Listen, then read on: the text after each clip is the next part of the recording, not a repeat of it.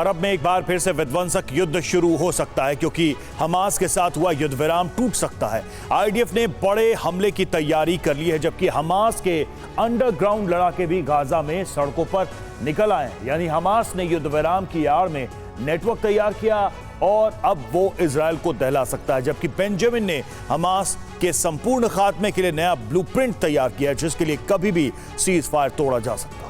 Gaza में एक बार फिर से तबाही का जलजला आने वाला है, क्योंकि इजराइल ने ठान लिया है कि जब तक हमास का संपूर्ण संहार नहीं होता, इस बार युद्ध विराम नहीं होगा। क्योंकि युद्ध विराम टूटने के आसार बन गए। इजराइल की तरफ से कहा गया है, हमास ने बंधकों की स्थिति की सही जानकारी अभी तक नहीं दी है। इस तरह से हमास ने सीज फायर के नियमों का उल्लंघन किया है।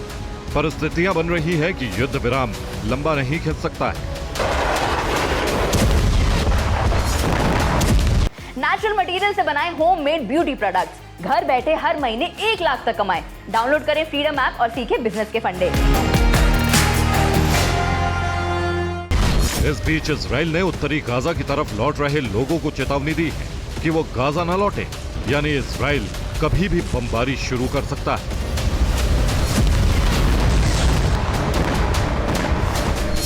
इस बीच अमेरिका इजराइल को घातक बम देने जा रहा है। अमेरिका जल्द ही इजराइल को मार्क 84 बम की खेप देगा, जिसका वजन करीब 900 किलो है। इसका इस्तेमाल इजराइल गाजा में हमास ठिकानों पर कर सकता है।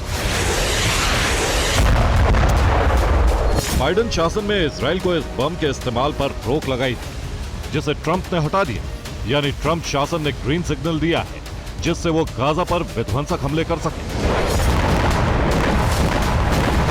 फरवरी में बेंजामिन नेतन्याहू अमेरिका जा रहे हैं, जहां ट्रंप से मुलाकात होगी। उसी मीटिंग में गाजा पर हमले का नया ब्लूप्रिंट बनाया जाएगा, जिससे हमास का खात्मा किया जा सके।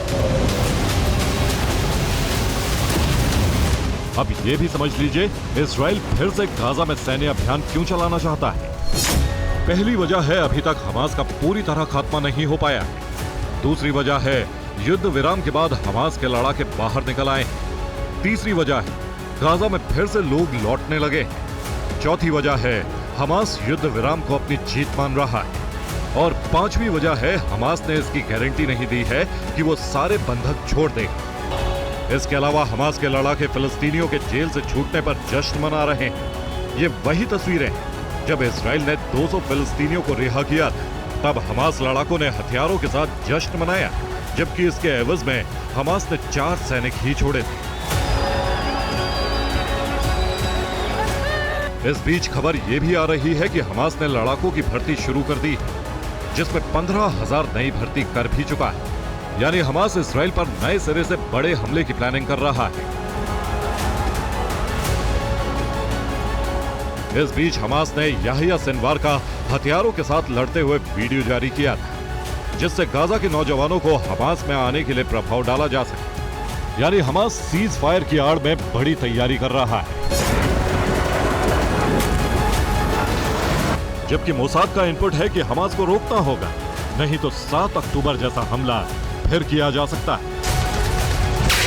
Bureau report, TV9 Bharat.